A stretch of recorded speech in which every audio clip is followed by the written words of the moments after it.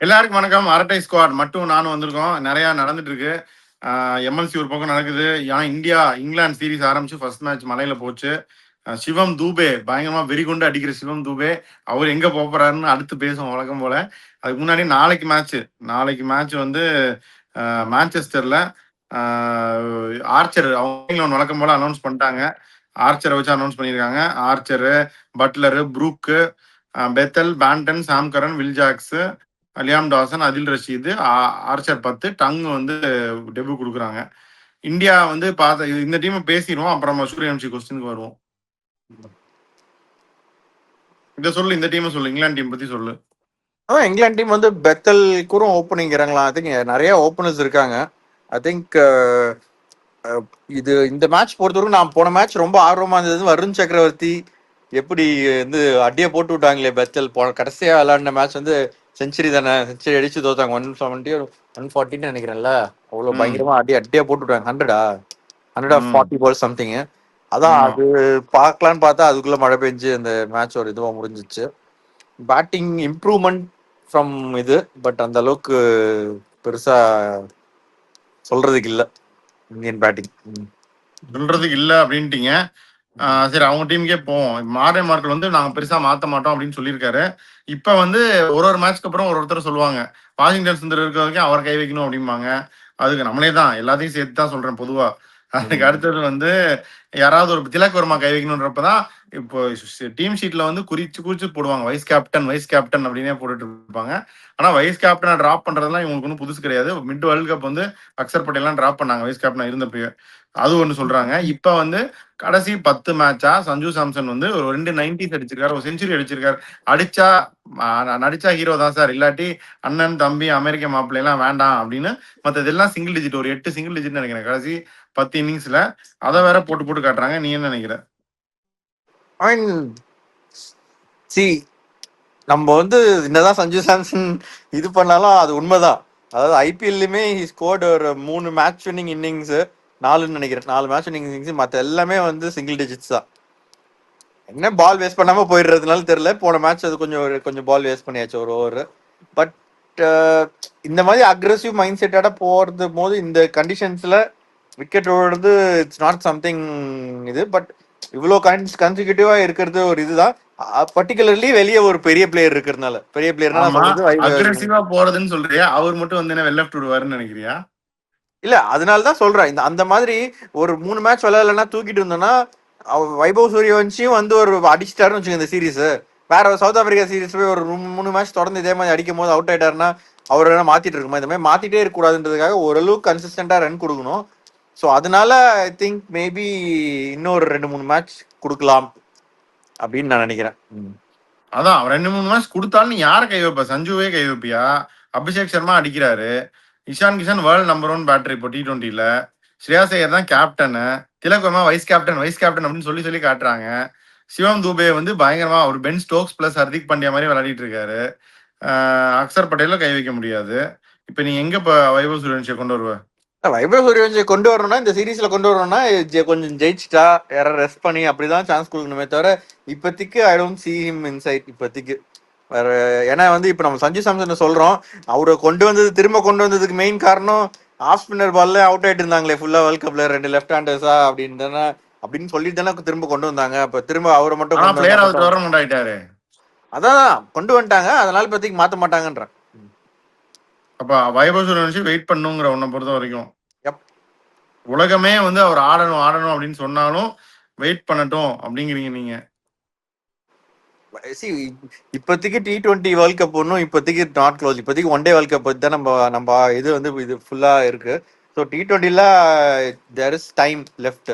So இப்போதைக்கு உடனே வந்து சேஞ்ச் பண்ணி இது பண்ணணும்னு அவசியம் இல்லை. அவருக்கு பொறுமையா சான்ஸ் கொடுத்து பொறுமையா டெவலப் பண்ணலாம். நத்திங் இப்போதைக்கு அவர் கண்டிப்பா இந்த சீசன்ல விளையாடி இந்தியன் டீமுக்கு வந்து 11ல இது பண்ணிட்டு அடுத்த வருஷமே வேர்ல்ட் கப் இருக்கு அப்படின்லாம் ஒன்றும் இல்லை. But 2027 world cup he should be there. யாரு ஃபார்ம்ல இல்லையோ அவங்களை தூக்கிட்டு அவர் வந்தாருன்னா நல்லா இருக்கும். அப்படி நினைச்சிருந்தா டெண்டுல்கரே உள்ள வந்திருக்க மாட்டாரு 16 வயசுல. அப்ப வந்து டெண்டுல்கர் இருக்கும்போது வந்து ஐ திங்க் ஒன் டேல வந்து ஓப்பனிங்ல இறங்கலாம். மிடில் ஆர்டர்ல நம்ம டீம்ல இருந்த லட்சணம்லாம் நமக்கு தெரியும்.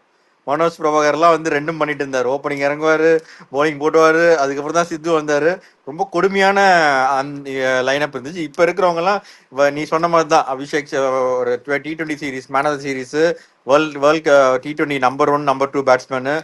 ஸோ அந்த மாதிரி இருக்காங்க. ஸோ அப்படி இருக்கும் போது வெளியே வெயிட் பண்றது வேற, அவர் வரும்போது உள்ள யாரும் இல்ல அந்த அளவு சொல்றதுக்கு. சரி, ஓகே. மான்செஸ்டர்ல ஆடுறாங்க. ஸ்பின்னர்ஸ்க்கு நிறைய இருக்கும் ட்ரெடிஷ்னலி. அந்த குல்தீப் பாபர் சாமி போல்ட் ஆகின பால் இன்னும் ஞாபகம் இருக்கு. அந்த வேர்ல்ட் கப் 2019 வேர்ல்ட் கப்ல நினைக்கிறேன். இப்பயுமே recently conclude T20 women's world கப்ல இந்தியா 3 ஸ்பின்னர் ஆடினாங்க மான்செஸ்டர்ல. இவங்க வந்து எப்படியும் வருண் சக்கரவர்த்தி, பிஷ்னாய், அக்சர்னு இவங்களும் 3 பேரோட தான் போவாங்க. பாப்போம் மேட்ச். அன்னைக்கு அடிச்சிருப்பாங்கன்னு நினைக்கிறேன், அடிச்சிருக்க மாட்டாங்கன்னு நினைக்கிறேன் மழை பெய்யலனா. அடிச்சிருப்பாங்கன்னு நினைக்கிறேன். அடிச்சிருப்பாங்கன்னு நினைக்கிறேன். பாப்போம் என்ன எனக்கு என்னன்னா இன்னொன்னு, இப்ப நம்ம அக்சர் பட்டேல ரிமூவ் பண்ண முடியாதுன்னு சொல்றோம். நம்ம ஏன் அபிஷேக் சர்மாக்கு இன்னும் கொஞ்சம் ஓவர் கொடுக்க கூடாது? கொடுத்தா பண்ணலாம், அப்புறம் அதை கொடுப்பாங்களா? இல்ல இப்ப வந்து நமக்கு பெரிய இது என்னன்னா, இப்ப நம்ம 5 பேர் இருக்கோம்ல, சிவம் துபே விட்டுருங்க, 5 பேர்ல யாருமே வந்து பவுலிங் போறவங்க இருக்காங்க. அபிஷேக் சர்மா, திலக் வர்மா கன்சிஸ்டன்டா கொஞ்சம் ஓவர்ஸ் கொடுத்து அவங்களே வச்சு ஒரு 2 ஓவர் போட முடியுமா? இல்ல 2 ஓவர்னா ரெகுலரா கொடுத்தா பெட்டரா இருக்குமோ? அப்படி இருந்தா மேபி இன்னொரு இப்ப அக்சர் பட்டேலோட பேட்டிங் வந்து ஐபிஎல்லே ஃபர்ஸ்ட் இனிஷியலா பார்த்தோம், ரொம்ப ரொம்ப பேடா போச்சு. அது வந்து கொஞ்சம் ஜடேஜா மாதிரி அந்த T20ல அந்த பேட்டிங் இது வந்து கம்மியாயிட்டே போதா? அதுவும் அப்படி இருந்துச்சுன்னா அவர் வெறும் 4 ஓவர் வச்சு இது வெரி எக்ஸ்பீரியன்ஸ் பவுலரு, நல்லா போட்டுருவாரு, அதெல்லாம் ஓகே. பட் அவர் டீம்ல இருக்கிறது ஆல்ரவுண்டர்ன்றதுக்காக வாஷிங்டன் சுந்தர் ட்ரை பண்ணாங்க. அவர் ரெண்டுத்துக்குமே இது இல்லை, பேட்டிங்கும் சரியில்லை, பவுலிங்கும் சரியில்லை. அக்சர் பட்டேல் இப்போதைக்கு பவுலிங் மட்டும் போடுறாரு. பேட்டிங் வந்து கொஞ்சம் நல்லா பீக் ஆச்சு. இப்போ ரீசெண்டா அவரோட ஃபார்ம் வந்து ரொம்ப பேடா இருக்கு. ஸோ அபிஷேக் சர்மா கொஞ்சம் பவுலிங் போட ஆரம்பிச்சாருன்னா கன்சிஸ்டன்டா அந்த ஸ்பாட்ல maybe extra batsman or extra bowler அந்த மாதிரி கொஞ்சம் மிக்ஸ் பண்ணலாம். பட் ஆனா one of Abhishek Sharma or Shivam Dube has to have a good day with the ball. அது ரொம்ப ரொம்ப கிரிட்டிக்கல். ஏன்னா ஹர்ஷித் ராணா, ஹர்ஷ்தீப் சிங், ரவி பிஷ்னாய், வருண் சக்கரவர்த்தி, அக்சர் பட்டேல் 5 பேர் பவுலர் இருக்காங்க. இதுல இப்பெல்லாம் T20ல என்ன ஆகுதுன்னா at least one of them are having a bad day, எல்லாரும் அடிக்கிறனால. ஸோ அப்போ அக்சருக்கோ இல்லை ஒரு ரவி பிஷ்னாய்க்கு ஒரு பேட் டேனா அந்த 2 ஓவர் அவங்க ஃபில் இன் பண்ணும். இப்போ சிவம் தூபே நீ சொல்ற மாதிரி அவருக்கும் பேட் டே அப்படின்னா அபிஷேக் சர்மா அந்த லெவலுக்கு ஓகே. பட் இந்த 5வது போலரை இவங்க 2 ஓவர் போடணும் அப்படிங்கிறப்ப தான் பிரச்சனை வருது இப்போ இருக்கிற T20 ஸ்டாண்டர்ட்ஸ்க்கு. கரெக்டா அது. நான் என்ன சொல்றேன்னா, அது ஒரு ஆப்ஷனா யூஸ் பண்ண ஆரம்பிக்கலான்றேன். இப்போ எக்ஸ்பெரிமெண்ட் பண்றோம்.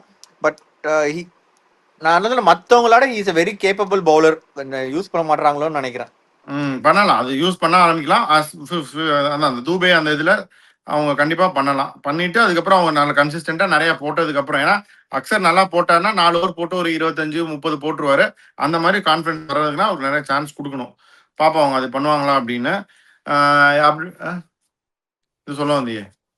இல்ல இங்க பக்கத்துல பசங்க அவங்க கிட்ட சொல்றேன். சரி, ஓகே. இப்ப அப்படியே ஐபிஎல்க்கு வாங்க. சிவம் துபே வந்து பயங்கர pen Stokes plus Hardik Pandya அப்படின்னு நான் சொன்னேன்.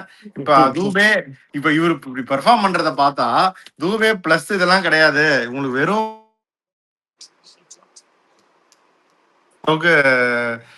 வந்துடும் போல இருக்கு.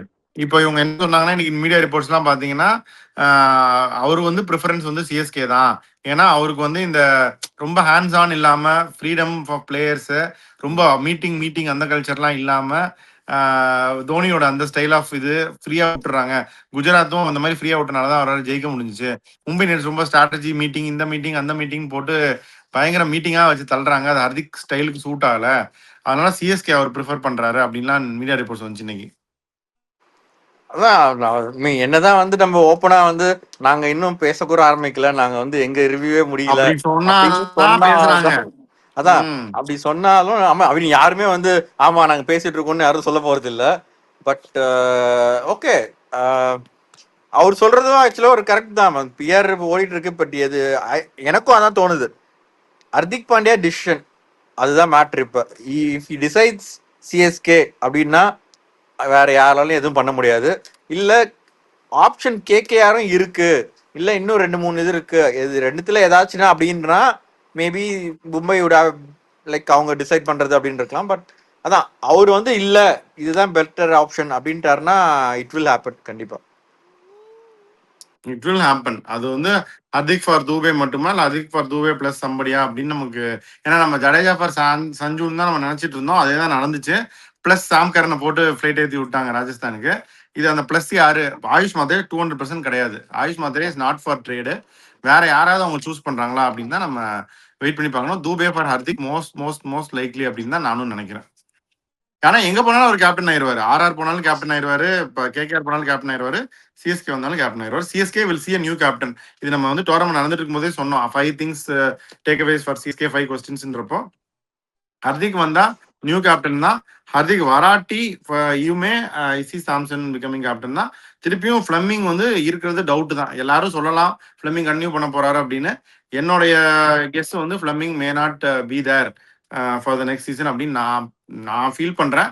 ஐ may be wrong here, but at this point I want to make this call that Fleming may not be there. பாப்பா அதுவும் என்ன ஆகுது அப்படின்னு பார்க்கலாம்.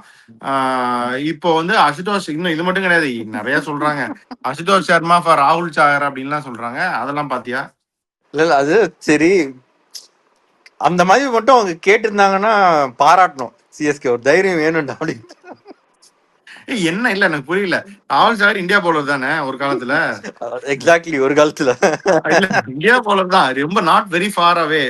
ஒரு லாஸ்ட் ஒரு 4-5 இயர்ஸா எந்த ஐபிஎல் டீமுக்கும் 4 மேட்ச் விளையாடுறது விடுங்க.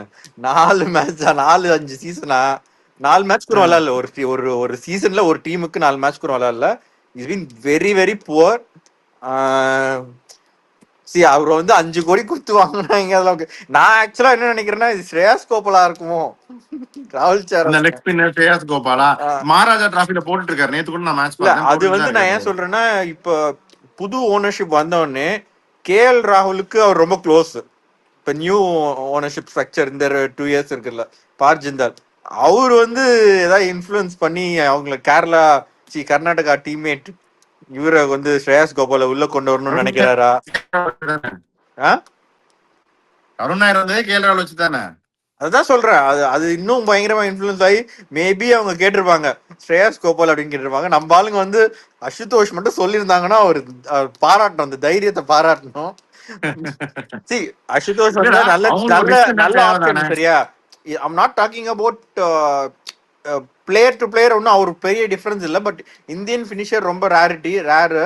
அந்த இதை வந்து அவங்க கொடுக்க மாட்டாங்க, அவ்வளவுதான். அவங்களுக்கு ஸ்டப்ஸ் மில்லர் 2 பேர் வச்சிருக்கணும்னு முடிவு பண்ணிட்டாங்கன்னு வச்சுக்கோ. 2 பேரும் பிளேயிங் லெவல்ல வச்சுக்கணும்னு நினைக்கிறாங்கன்னு வச்சுக்கோ.